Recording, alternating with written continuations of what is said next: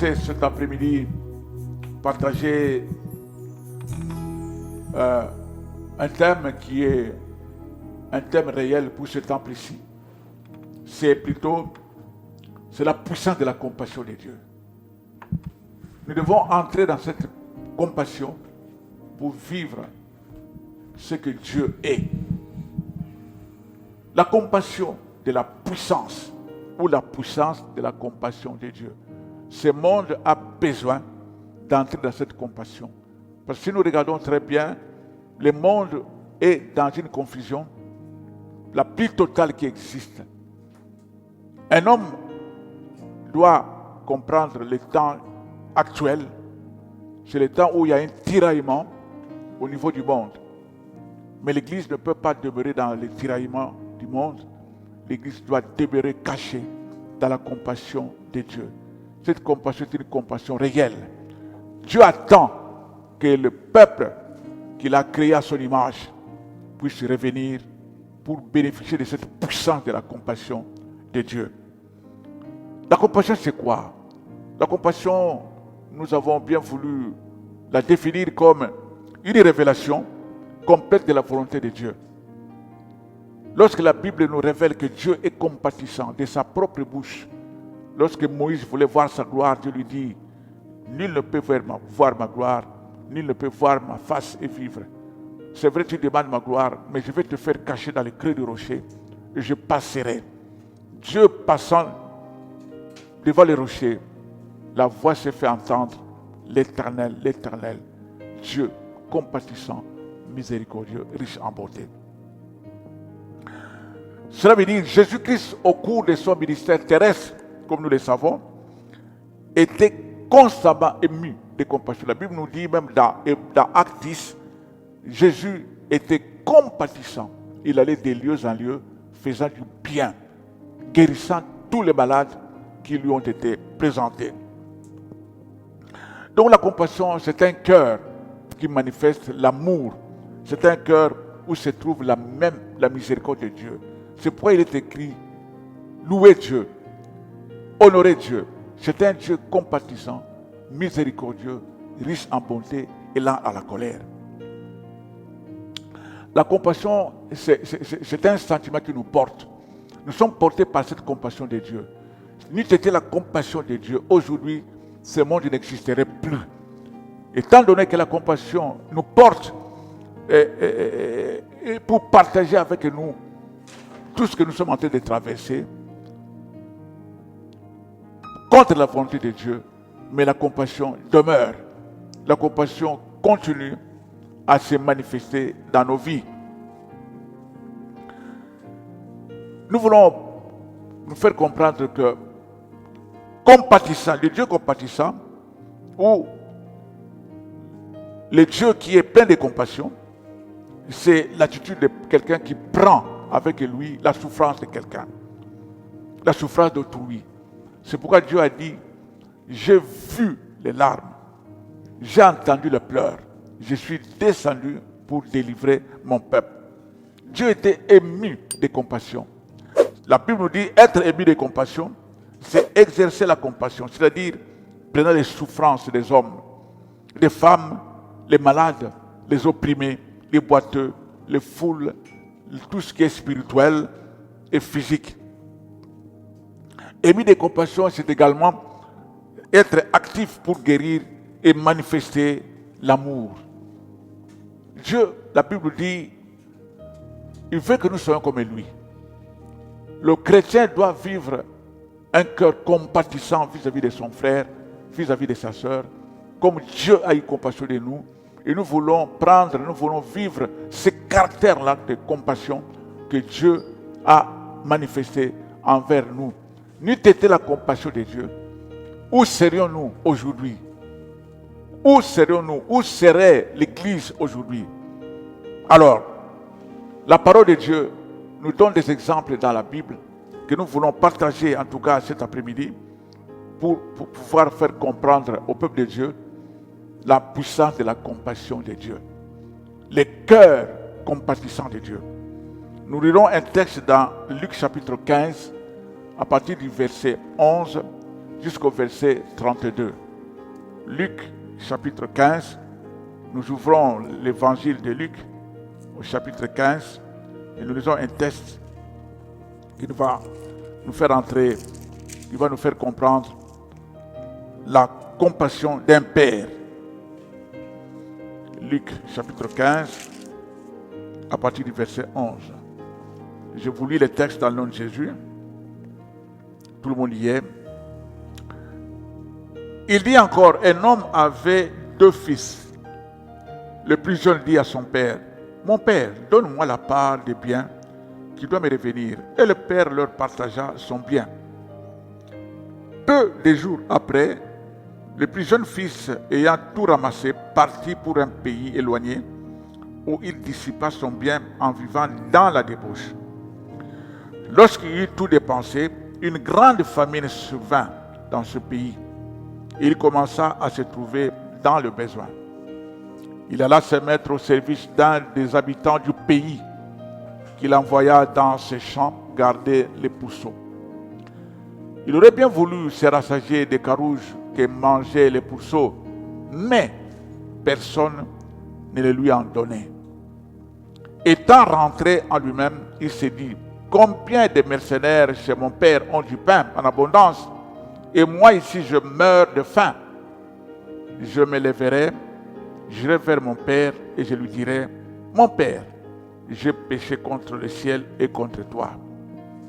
Je ne suis plus digne d'être appelé ton fils. Traite-moi comme l'un de tes mercenaires. » Et il se leva et alla vers son père.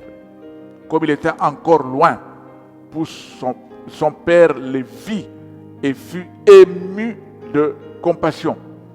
Il courut se jeter à son cou et le baisa. Le fils lui dit, « Mon père, j'ai péché contre toi. J'ai péché contre le ciel et contre toi. Je ne suis plus digne d'être appelé ton fils. » Mais le père dit à ses serviteurs, « Apportez vite la plus belle robe et la revêtez. Mettez-lui un anneau au doigt et des souliers aux pieds. Amenez les veaux gras et tuez-le. Mangeons et réjouissons-nous. Car mon fils, que voici, était mort et il était revenu à la vie. Il était perdu et il est retrouvé et ils commencèrent à se réjouir. » Nous nous arrêtons un peu là. La deuxième partie qui parle de son frère, nous allons l'aborder. Si le temps est là tout à l'heure, sinon nous allons l'aborder pour le dimanche prochain. Merci pour ce texte, Seigneur, parce que c'est toi qui nous l'as donné. C'est toi qui as amené à la connaissance, qui a porté à la connaissance de ton peuple ce qui s'est passé dans cette famille où un homme avait 2 fils. Normalement, la part de l'héritage est acquise lorsque le père est mort. Mais dans ce texte, nous voyons que cet enfant n'a pas tenu compte de cette règle normale des choses. Il s'est éloigné du bénéfice de la bénédiction d'Abraham. Il n'a pas tenu compte de la bénédiction d'Abraham. Cet argent l'a conduit où? La Bible nous dit, le père lui partagea son bien. Et peu de jours après, le jeune fils, ayant tout ramassé, partit pour un pays éloigné où il dissipa son bien en vivant dans la débauche. Vivre dans la débauche, c'est l'image de tous ceux qui vivent dans ce monde sans tenir compte de la bénédiction, du souffle de vie, de la richesse que Dieu a mis dans ce vase qui est notre corps. Et il est allé dissiper, il est allé tout dépenser dans la débauche. Et la Bible nous dit, c'est la bénédiction de l'Éternel qui enrichit. Et l'Éternel le fait suivre d'aucun chagrin. Parce que quand Dieu bénit l'homme, il fait que l'homme vive dans toute sa liberté, vive dans la joie, vive dans la paix, vive rassasié. C'est ça la volonté du Père. En lisant ce texte, nous comprenons que le temps présent, c'est un temps de vigilance spirituelle. tenir compte de qu'est-ce que Dieu nous a donné. Tenir compte de ce que Dieu a fourni à l'Église. Donc veillez à ses paroles, veillez à son comportement, veillez à ses mouvements, veillez à sa marche quotidienne et voir s'il faut continuer ou changer de direction. Ce garçon n'a pas tenu compte de tout cela. Ce garçon s'est réjoui parce qu'il avait la part de l'héritage que le Père lui a donné. Alors qu'aujourd'hui, un chrétien doit vivre la vraie perspective de sa vie chrétienne. Un chrétien doit vivre et savoir que sur cette terre, tout est poussière. Si on ne fait pas attention, on va être enveloppé par une montagne de poussière. Dans ce texte, il y a 2 étapes pour bénéficier de la compassion de Dieu. 2 étapes. Première étape, nous trouvons dans le verset 17. La Bible nous dit quoi? Étant rentré en lui-même, il s'est dit, combien de mercenaires chez mon père ont du pain en abondance, et moi, ici, je meurs de faim. Je me lèverai, j'irai vers mon père, et je lui demanderai, mon père, j'ai péché contre toi, et contre le ciel, et contre toi. Nous voyons ici, la première étape, c'est entrer en soi-même. Quand on entre en soi-même, c'est pour faire l'examen profond de soi-même. Cet examen, c'est la porte de la repentance, la porte de la repentance vers le pardon. Car ce que toi tu manges, c'est ce qui déterminera ton futur, ton avenir, ton bien-être. Qu'est-ce que cet enfant mangeait? Qu'est-ce qu'il a fait avec le bien que le Père lui a donné? Qu'est-ce qu'il a fait avec tout ce que le Père lui a remis? Et la Bible lui dit, et il alla se mettre au service d'un des habitants du pays, qu'il envoya dans ses champs garder les pourceaux. Un travail difficile. Il voulait même se rassasier des carouges que mangeaient les pourceaux. L'homme voulait préférait donner plutôt des carouges à ses pourceaux que donner du pain, donner quelque chose à cet enfant, à cet homme qui souffrait de faim. Et le vrai pain se trouve quand il s'est rentré en lui-même, il s'est rappelé, il a eu la vision que dans la maison de son père, il y avait du pain. Il dit, combien de mercenaires chez mon père ont du pain en abondance, et moi ici, je meurs de faim. Bien aimé, nous voulons comprendre ce que c'est le pain. D'abord, il y a un exemple frappant dans la Bible. C'est l'exemple de Naomi qui a quitté la maison du pain, qui a quitté Bethléem, et il est allé chercher refuge chez les Moabites. Et là, elle a perdu et son mari et ses enfants. Mais ceci ne veut pas dire que on ne peut pas aller chercher un endroit meilleur ou un travail ailleurs, mais plutôt aller avec la volonté de Dieu.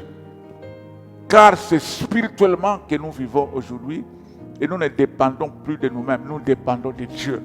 Il faut que le Saint-Esprit soit notre guide pour nous amener là où Dieu veut que nous soyons. En rentrant en lui-même, cet homme a eu la vision de la maison de son père, disant, dans la maison de mon père, il y a du pain en abondance. Et c'est la vérité. Pourquoi? Parce que le pain, c'est l'aliment de base pour nourrir les hommes sur la terre. C'est l'aliment de base que Dieu a fait descendre. Jésus est ce pain de vie. Ce pain de vie est préparé où? Ce pain de vie est préparé dans la boulangerie du ciel, dont Dieu est lui-même le vrai boulanger. C'est pourquoi Jésus dit, celui qui mangera de ce pain n'aura plus eu faim. Il vivra. Son corps est le pain qui est descendu du ciel, sorti de cette boulangerie unique. Et c'est le produit de l'incarnation que Dieu a préparé pour son peuple. C'est seulement dans la maison du Père qu'on peut trouver ce pain. C'est pourquoi Jésus disait aux Juifs, il dit, vos pères ont mangé la manne et ils sont morts. Mais mon Père vous a donné le véritable pain. Celui qui mangeait de ce pain ne mourra pas, il vivra. Voilà le pain qu'il nous faut. Il faut rentrer en soi-même pour comprendre qu'est-ce que je suis en train de manger aujourd'hui. Qu'est-ce que je suis en train de boire aujourd'hui. Ça, c'est la première étape. Rentrer en soi-même pour s'examiner. Deuxième étape, au verset 18, il dit, je me lèverai, j'irai vers mon Père et je lui dirai, mon Père, j'ai péché contre le ciel et contre toi. Deuxième étape, c'est se lever.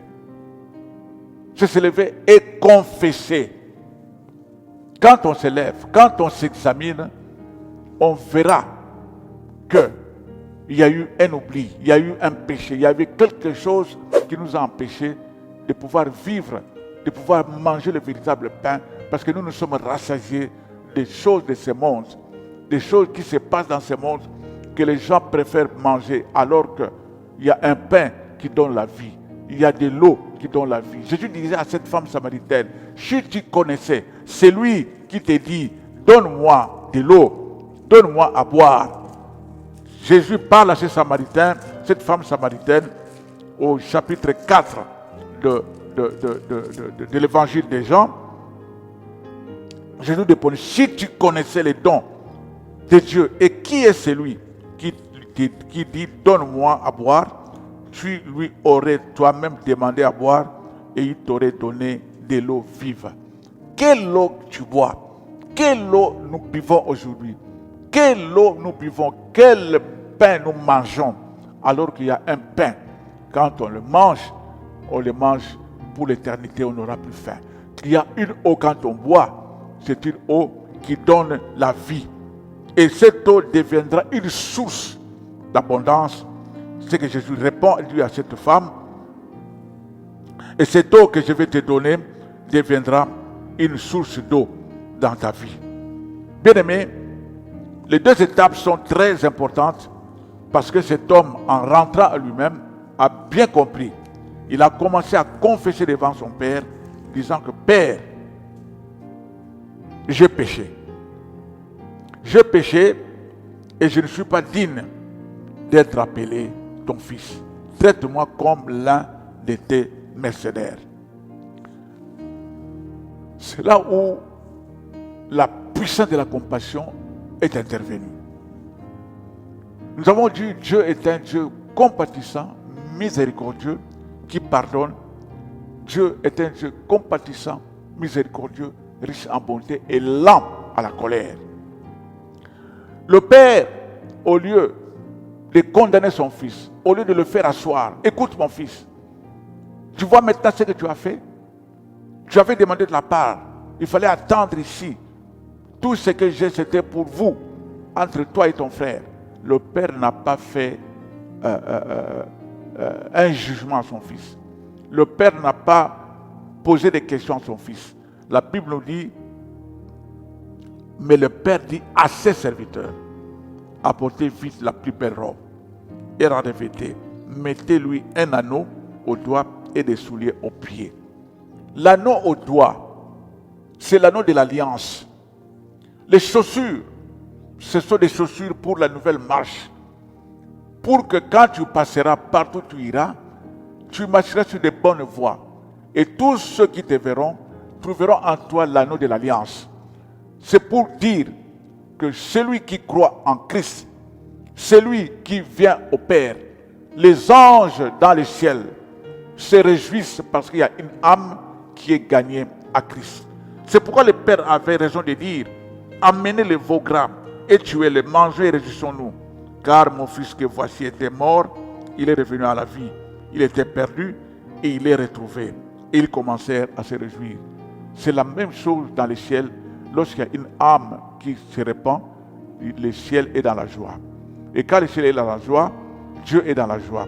Et la joie de l'Éternel, c'est notre force pour que nous puissions maintenant commencer une marche nouvelle dans l'amour de Dieu, sous la protection de Dieu, sous la conduite du Saint-Esprit qui nous a été envoyé pour qu'il nous aide à pouvoir marcher, à pouvoir demeurer connectés avec le ciel. Donc nous avons voulu partager ces paroles pour comprendre la puissance de la compassion. La compassion est une puissance. L'amour de Dieu est une puissance. La miséricorde de Dieu est une puissance. Voilà pourquoi la Bible dit, Dieu est compatissant, miséricordieux, riche en bonté et lent à la colère. Nous avons bien expliqué que être ému de compassion, c'est exercer la compassion, c'est partager la souffrance d'autrui. Et Dieu est le même exemple par excellence. Il a partagé la compassion de son peuple, il est descendu pour le libérer, il est descendu pour le guérir, il est descendu pour le délivrer. C'est pourquoi Jésus, venant sur cette terre, il dit, l'Esprit du Seigneur est sur moi, il m'a envoyé pour annoncer la bonne nouvelle. La bonne nouvelle, c'est la bonne nouvelle de l'existence d'un Père compatissant. La bonne nouvelle, c'est la bonne nouvelle de l'existence d'un Père miséricordieux. La bonne nouvelle, c'est la bonne nouvelle d'un Père qui est réconciliant. Donc, être ému de compassion, c'est prendre les souffrances des hommes, des femmes. Aujourd'hui, si nous regardons dans le monde, il y a beaucoup d'enfants qui sont restés des orphelins, beaucoup d'enfants qui sont restés, beaucoup de femmes qui sont restées des veuves, mais il y a des gens qui ont beaucoup d'argent qui ne tiennent même pas compte. Alors que la Bible dit la vraie religion, c'est de visiter les orphelins et les veuves. Nous devons avoir cette compassion qui a animé le cœur de Dieu. Parce que quand nous regardons bien, nous sommes, ce que la Bible dit, des petits dieux. Nous devons avoir même les sentiments qui étaient en Christ. La Bible dit Jésus était compatissant. Dans Actes chapitre 10, le verset 38, la Bible nous dit clairement ceci. Vous savez comment Dieu a oint du Saint-Esprit et de force Jésus de Nazareth, qui allait de lieu en lieu, faisant du bien, guérissant tous ceux qui étaient sous l'empire du diable, car Dieu était avec lui. Donc Jésus avait la compassion, le cœur même de son Père. Il avait raison de dire, moi et le Père, nous sommes un. Jésus, dans sa compassion, nous attend. Le Père, dans sa compassion, nous attend. Pour que nous puissions entrer en nous-mêmes, pour nous poser des questions. Quel est le pain que je mange aujourd'hui? Quelle est l'eau que moi je bois aujourd'hui? Quelle position j'occupe aujourd'hui? Qu'est-ce que j'ai fait pour ce Dieu compatissant? Quels sont mes sentiments? Quel est l'état de mon âme? Est-ce que je suis compatissant ou non? Voilà pourquoi Jésus disait, il avait raison de dire à son Église, à ses apôtres, aimez-vous les uns les autres. En d'autres termes, ayez ce cœur du Père, ayez mes sentiments, afin que le monde voit que vous êtes réellement mes disciples. Voilà ce que nous avons voulu partager cette parole pour que nous puissions entrer en nous-mêmes, pour que nous puissions nous examiner, pour que nous puissions vivre les sentiments divins, pour que nous puissions vivre la compassion de Dieu. Là où il y a un péché quelconque, Dieu nous attend. Parce que la Bible dit, si nous confessons nos péchés, il est juste et fidèle pour nous pardonner et pour nous purifier par le sang de l'agneau. Ce soir, celui qui suit, celui qui entend cette prière, puisse entrer en lui-même. Dieu est bon. Dieu ne tarde pas pour l'accomplissement de sa promesse. Si aujourd'hui l'enlèvement tarde parce que Dieu veut que l'homme puisse se repentir, Dieu veut que l'homme puisse entrer en lui-même, qu'il s'examine, qu'il se repente et qu'il vienne à Dieu. Parce que Dieu ne veut pas perdre tout cela qu'il fait naître sur cette terre. Parce que jusqu'à aujourd'hui, il n'y a que des naissances. Les gens sont en train de naître. Mais Dieu ne veut pas faire perdre ces âmes qu'il a autorisées de naître sur cette terre des hommes. Il use de compassion. Il use encore de patience. Il veut que tout homme ait à se repentir. Quand nous allons repentir, la cloche sonnera. Le ciel s'ouvrira. Et la trompette sonnera. L'enlèvement aura lieu. Dieu a encore compassion de son peuple. Sa compassion est encore là. Sa compassion est encore à l'œuvre. Il nous attend. Ceux-là qui se sont convertis, examinez-vous tout simplement comment est-ce que nous sommes en train de marcher. Ceux-là qui ne le sont pas encore, examinez-vous, entrez en vous-même. Dieu vous a donné la part de son héritage. La part de son héritage, c'est le souffle de vie qu'il a mis en nous. La Bible dit, dans l'homme, le souffle, c'est l'Esprit de Dieu. Ne néglige pas ce temps, ne néglige pas cet esprit. Privilégie cet esprit que Dieu a mis en toi pour que tu puisses vivre, pour que tu puisses revenir à lui.